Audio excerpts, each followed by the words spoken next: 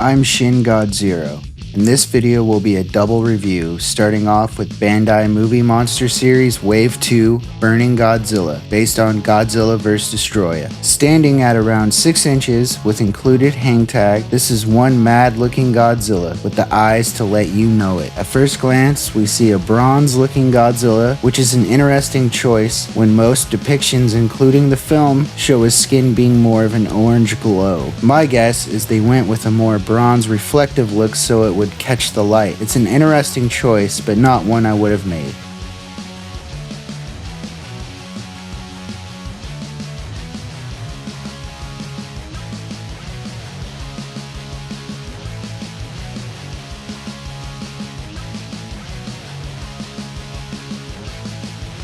Starting with the hang tag, Burning Goji comes with the standard Bandai hang tag featuring a sweet picture of Goji enveloped in smoke with his piercing red eyes on the front. And on the inside we get lovely text and a barcode. The back side of the tag has a nice corner cutout in the shape of Godzilla's dorsal plates. Other than the bronze coloring, I think it looks fantastic. Just look at the detail. I haven't really been let down by the movie Monster series yet. I think Bandai does a pretty good job, though they do seem to have inconsistencies with the paintwork. This Godzilla has a funky looking short tooth in the front, giving Goji a gap in his smile. The red menacing eyes look great though and are facing forward. The tongue is a nice red hue and the inside of his mouth is painted black. His hands and feet claws are a nice yellowish white, but the tips of his toe claws are kinda chipped in some spots. His dorsal plates are also painted bronze, like his burnt hide that extends quite a ways but sadly ends at the base of the tail.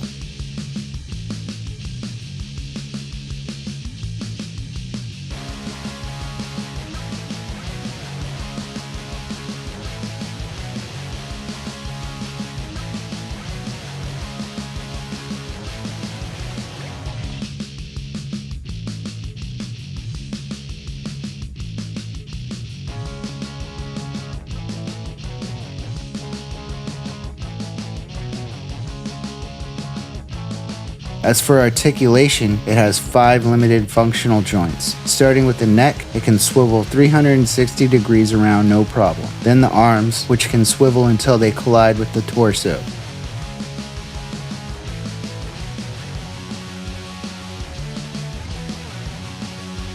Lastly are the legs, which can swivel 360 degrees around. The tail has no articulation.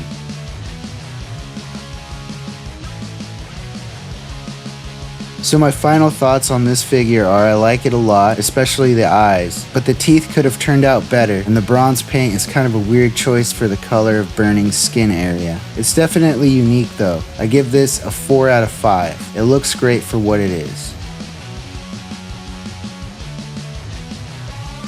Next up is NECA's 12-inch Burning Godzilla 1995-2019 reissue. Standing at around 6 inches tall and about 12 inches long, this is one hot looking Goji. First up is the box it comes in. This one features the movie poster for Godzilla vs. Destroya and features a Velcro window flap that reveals Burning Godzilla on both a window panel on the opposite side of the flap and a figure on the inside of the box. Unfortunately, I could not get a good angle that didn't have a major glare.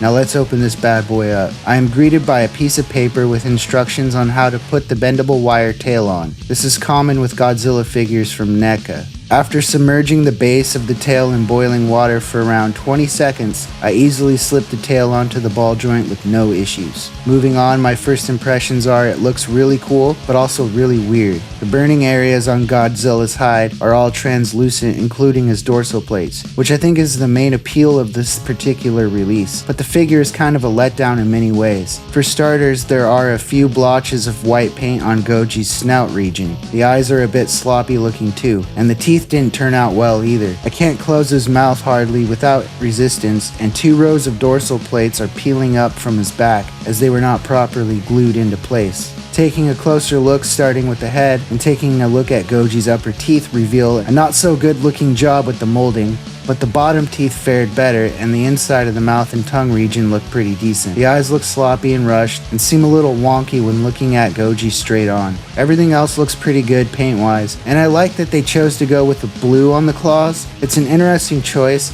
as his claws are clearly a yellowish white color in the movie. I wonder if that was to help differentiate the burning areas. As for the burning areas on Godzilla, I think it looks great though. The transition from burning to not burning looks great. It's a really solid figure with a lot of attention to detail despite its many flaws.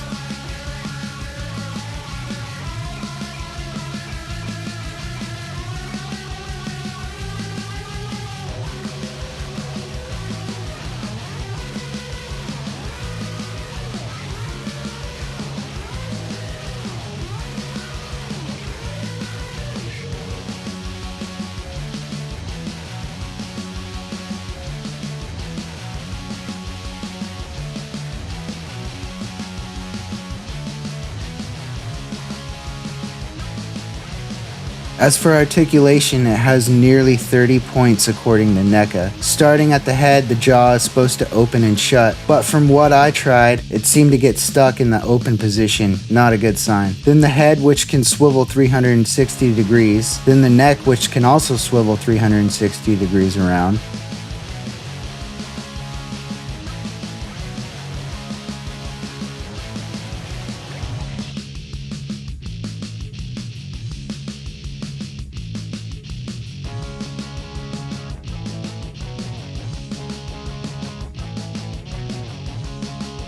Next up is the arms, which can swivel 360 degrees at the base on a ball joint. Then there is the biceps, which can also swivel 360 degrees. The elbow region can also swivel 360 degrees and bend at the elbow to an almost 90-degree angle. Next is the wrist, which is also on a ball joint and can rotate 360 degrees and has a hinged joint as well. Last up for the arms is the hands, which are hinged so 3 fingers can open and close. I think that's a pretty cool point of articulation that I wish other high-end figures had.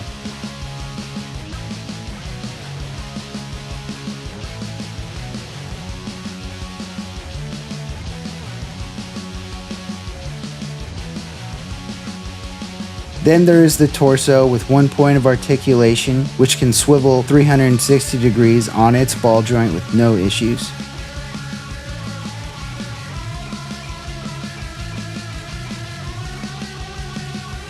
As for the legs, starting at the base, they can swivel 360 degrees on its ball joint. Then the knee has a hinged joint, and I could not get it to bend, unfortunately. I fear if I apply too much force it will snap off. I hope it's just the paint that needs to be broken loose, but it's not looking good.